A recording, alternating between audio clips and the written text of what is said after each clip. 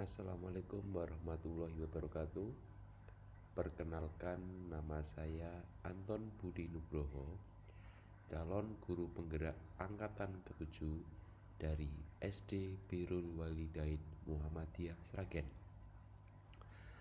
Pada kali ini saya akan menyampaikan kesimpulan dan refleksi terhadap materi modul 1.1 tentang pemikiran Ki Hajar Dewantara.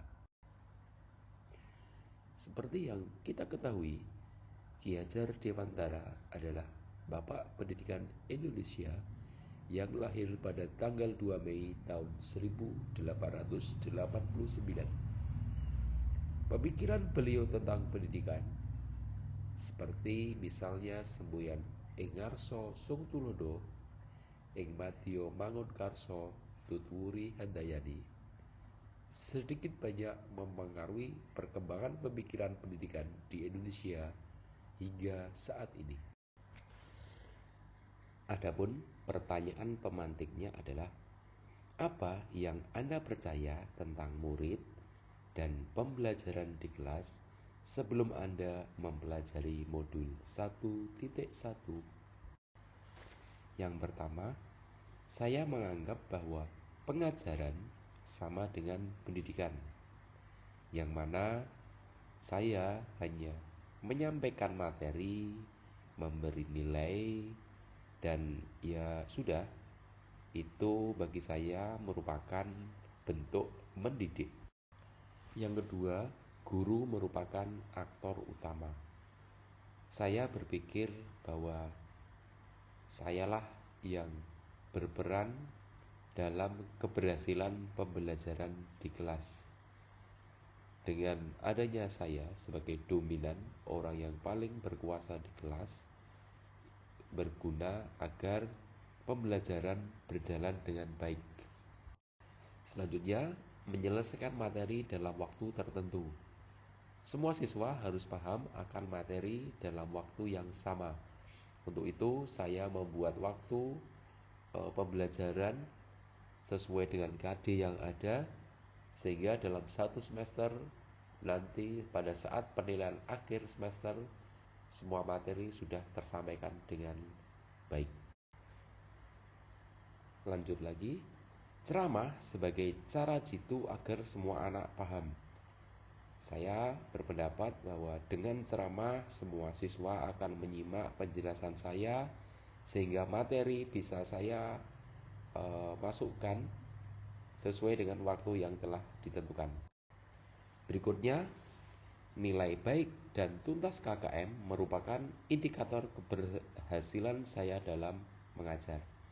Saya sangat puas apabila semua siswa mendapat nilai baik. Artinya, materi yang telah saya sampaikan dikuasai sepenuhnya oleh peserta didik. Pertanyaan pemantik berikutnya adalah, apa yang berubah dari pemikiran atau perilaku Anda setelah mempelajari modul ini? Pertama, saya sadar bahwa setiap anak memiliki potensi dan tidak datang tanpa membawa apa-apa. Tugas guru adalah menebalkan garis kebaikan dan menghapus garis keburukan. Murid yang datang pasti membawa kecerdasan sendiri-sendiri, yang itu harus dikuasai dan dapat dilihat oleh guru agar potensi anak tersebut bisa menjadi optimal. Berikutnya adalah pembelajaran berpusat pada siswa. Sumber belajar tidak hanya buku, dan mengadakan pembelajaran aktif. Seperti tadi, bahwa tugas guru adalah menebalkan garis kebaikan dan menghapus garis keburukan. Di sini, semua potensi anak harus dikembangkan dengan gaya masing-masing, dengan memanfaatkan sumber belajar yang bukan hanya buku, misalnya lingkungan, bahkan pada teknologi. Kemudian, pembelajaran aktif dan tidak hanya berdasarkan atau menggunakan ceramah seperti yang biasa saya lakukan. Pembelajaran disesuaikan dengan kebutuhan siswa.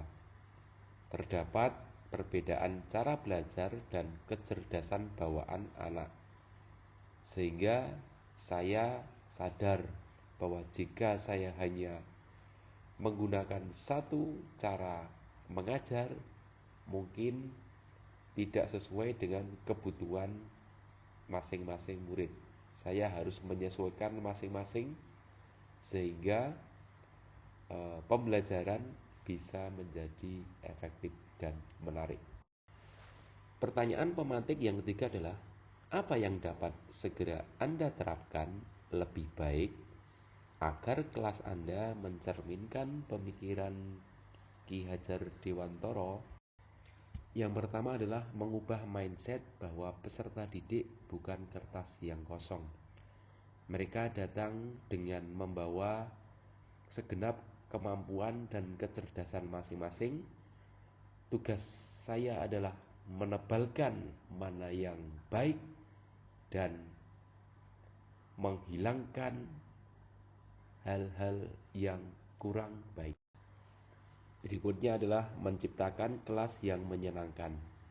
Saya sadar dengan metode ceramah mungkin kelas akan membosankan, sehingga saya harus punya cara yang lain agar kelas terasa menyenangkan.